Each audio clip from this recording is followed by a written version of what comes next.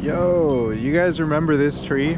So we're actually doing a job for the neighbor, and this is actually a customer that we've been to before. Now if you guys keep up with my shorts, you would know, right? Check this out.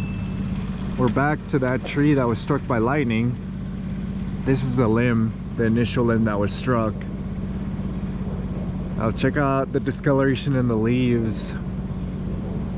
They're a lot more brown compared to everything else within the tree.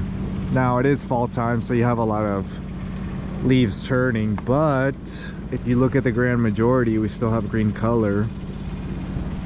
So that's a good sign slash bad sign that that limb or that lead is in slowly failing. Yeah, because if it was natural, you would see more of that throughout the canopy. But we're essentially gonna be doing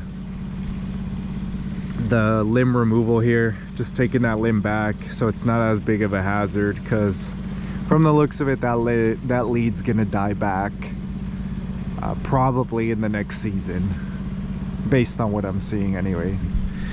But yeah, just wanted to do a little update there, because for some of you, you might recognize that from a short that I did a while back, but if you don't, definitely keep up with the shorts. All right, I'll admit I'm not the best at positioning the lift. I just don't have that much practice with it. Humble brag, no, just kidding. But yeah, take a look at that. That's what the tree's looking like. So looks like some moisture's getting in there. That wood's discolored, and it runs all the way up. But we'll see. I repositioned the lift here. Gonna see if maybe we reach it now. Like I said, I'm not the greatest with the lift. I just don't use it all the time, so I gotta learn the nuances of it. But positioned it a little bit closer. That's the kind of one thing that I hate about the lift, is you got to put it like right under the spot that you're trying to go if you're trying to extend it up all the way, especially for these taller trees. But you know, it has its uses. Makes our life a little bit easier, and that's always a plus, especially with how physical this work is. So it'll help speed things up here, and you know, help us get out the door a little bit quicker as far as like the jobs that we have today. So thankfully both of these jobs were real close. It was a little bit bigger of a job, but we should be able to get it done here today. So yeah, just wanted to show you guys that, and we'll get to business. So unfortunately, look, even with me repositioning it a little bit closer, well, as close as I could anyways, we are still several, I'd say that's good, maybe 15-20 feet left. Now I have options here, but they're not the greatest options, where I can tie it off up here, make a notch here, cut it that way, but it's gonna fall on top of that, and I don't know, it might get stuck. We can risk it if I put a pulley back here, try to pull it back and then get it to swing this way, you know, over here in this gap. That might be what we do, because other than that, I just have to cut small. But it might be the same scenario there. Sometimes it's better to get some of that weight to be able to get blast past everything.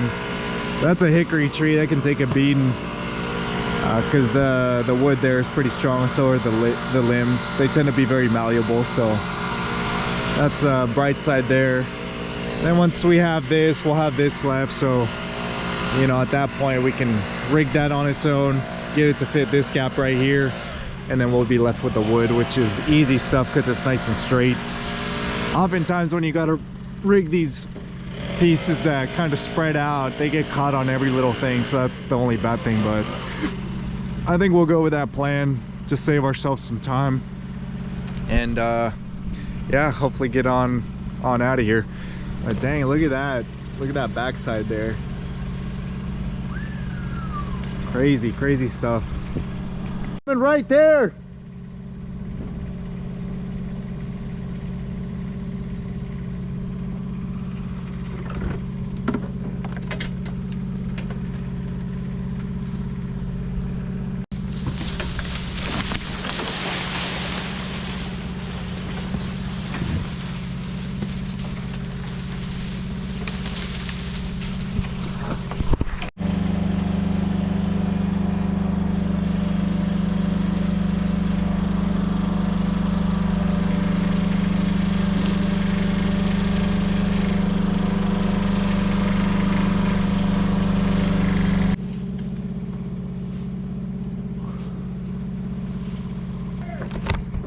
subscribe.